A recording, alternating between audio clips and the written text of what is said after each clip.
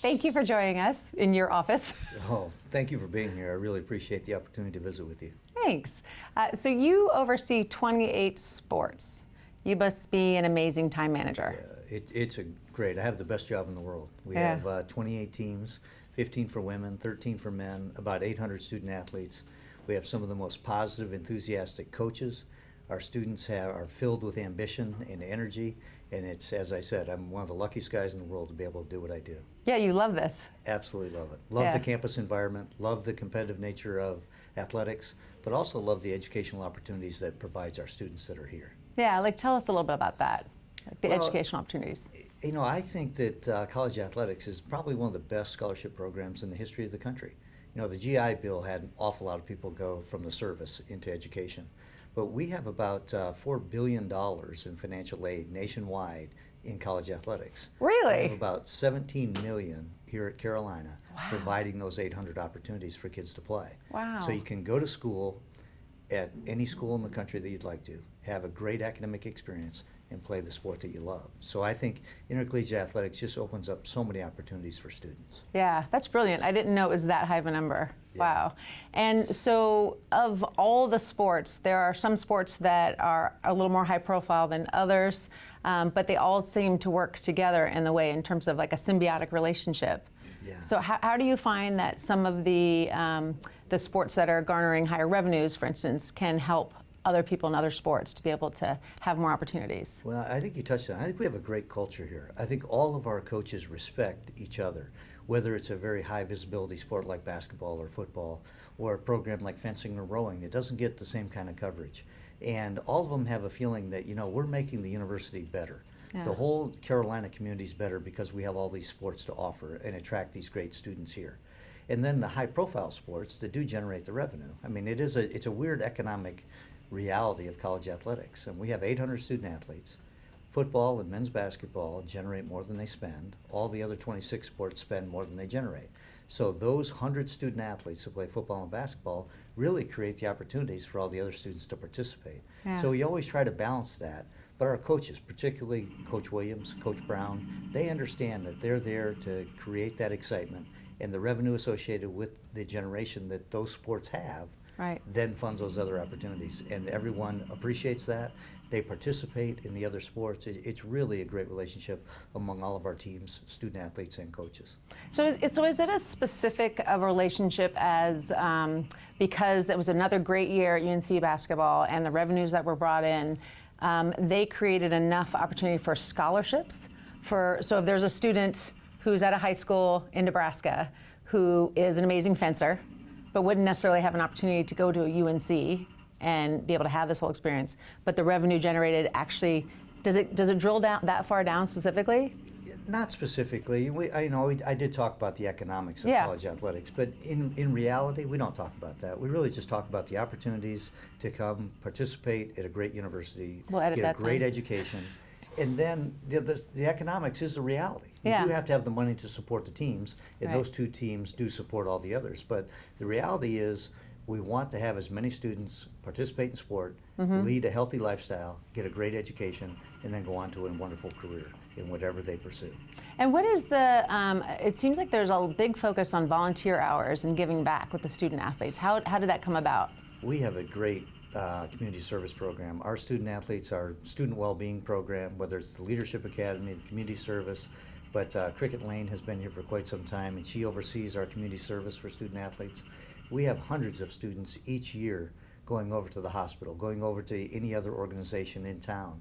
They've given over 5,000 hours of community service, just the student athletes, to the various charities in this community, and they love it. We've had football has gone to the hospital for 30 straight years. Wow. Our basketball program, they sign basketballs every year, and we sell those on our website.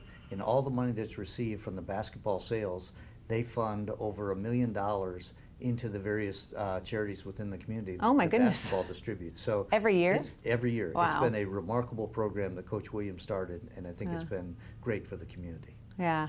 What was it after Hurricane Florence? There was a couple big endeavors to help in this community. Can you tell us about some of those? You're right. When you have a disaster like that, everybody wants to help, and there's a big rush to do something.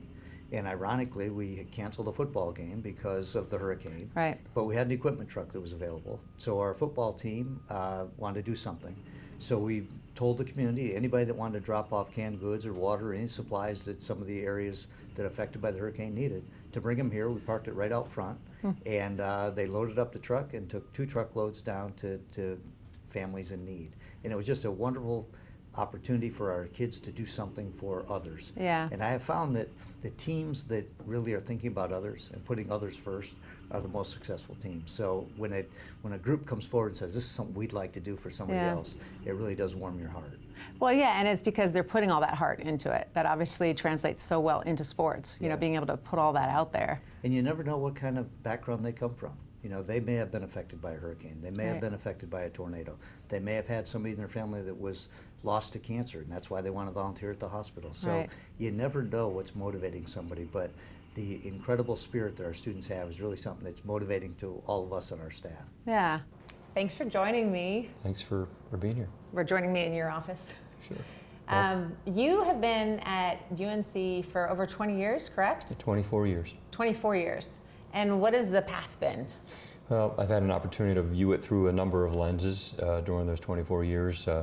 As a junior faculty member that was just focused on trying to get tenured, to a center director where I led our sport concussion research program, to a department chair, an associate dean for the natural sciences, as dean of the College of Arts and Sciences, and most recently for the past 6 months as our interim chancellor. Wow, that's a lot. Yes. And you remember it all. I do. Even better. Yeah. And in that time, you've obviously done a lot of work within the athletics kind of arena as well as aside it, correct? I have. Enjoy, you know, our Department of Exercise and Sports Science has a number of programs that intersect in really important ways with the Department of Athletics. We have one of the best programs in the country in sport administration. We have an exercise physiology program where a lot of work being done in sport nutrition and exercise physiology and fitness training, and then in athletic training, which is the area that I focused in around sports Right. medicine, Right. and which evolved into the work that we did that we're continuing to do in the area of sport concussion. Right, exactly. And you are a leader in that field. I know that's not our discussion today, but you are the leader in that field pretty much, right? Our team does a great job, I think, in that space. I think we've helped to improve health and safety in sport, Yeah. not just in contact sports, but in a number of sports broadly speaking, and we're proud of that work. Yeah, as you should be. So in that vein, in terms of seeing all that, how would you say that UNC Athletics works within the entire UNC community as well as the surrounding community? Well, I think that college sport is important. I mean, I often say that we live in a sport-crazed society, and I say that in a positive sense. I think that could have a negative connotation, but I really believe that sport brings out a lot of good in people. It brings a community together. I'm proud of the fact at Carolina that we have very strong both men's and women's sports programs. On any given Saturday, Sunday, as chancellor, I can walk this campus and hit 3 or 4 different events, and Right. I'll also add that I think it's our athletics programs as important as our performing arts programs, and I enjoy getting to those events, and as well as a lot of the programs that take place in our academic departments when we bring in world-renowned speakers on select topics. So it's this blending of the different types of activities, and the variety of opportunities, and sport is certainly one of those. It's important. Yeah, and it seems like from what we've learned that UNC Athletics does a lot of good in the community.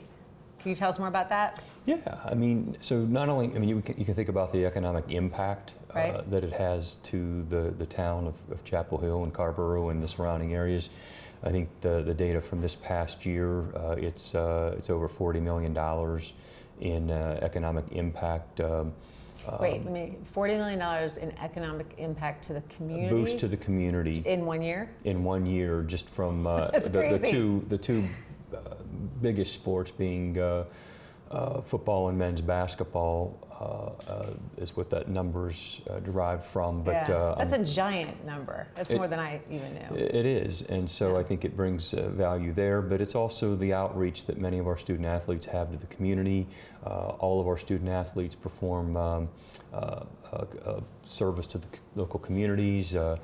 This past year with the hurricane that we had, Hurricane Matthew back in the fall, we had both, a number of events. I know the late night with Roy, with the basketball team, they raised close to $25,000 following that event alone for hurricane relief, and many of our student athletes participated in the events out at the Friday Center, where we were able to take in a number of people from North Carolina, especially from the coast, that had to move out of their homes and get to a safe place. And so, again, those are just, there are many other examples, I think, of how we give back. UNC hospitals, and especially children's hospitals. Children's Hospital, a number of athletes that on a regular basis will go and visit the children who are there for lengthy stays, and just to lift their spirits, and the coaches as well. Yeah. Does anything stand out to you in the 24 years of some example that you've seen that really meant a lot to you, that really impacted you, to see kind of that good coming out of athletics here? Well, one of the things I'll say, Mac Brown was a head football coach here in 1995 when I got here, and my own area of sport concussion was an area that a lot of other places would have said, we're not going to research that. We're not sure that that we want to know what's going on. Yeah, but it looks And, riskier to look closer. Yes, and we wanted to take a deep look, and I needed to be at a place that wanted to be a game changer and provide a game changer. And Mac Brown at the time, I was going to need to have student athletes that would participate in our studies so that we could better learn how to identify the injury, a concussive injury, which at that time was described as a hidden injury. Mm-hmm. We were developing new tools for the toolbox of diagnosis and then the treatment of concussion. And when our medical staff asked Mac Brown at the time whether or not we could utilize football players for these studies, he was very quick to say yes. If it's going to help make us better and we can become a leader in this, then let's do it. And so lo and behold, we did that over a number of years. Mac was only here for 2 or 3 years and then went off to Texas. So we're thrilled that Mac is back, as we say, here. This is his first season coming out of retirement, where he left the University of Texas, and we're thrilled to have him here. And it's been neat that he and I have been able to reconnect, and been able to thank him for saying yes to something 24 years ago that really has changed the game as we know it today.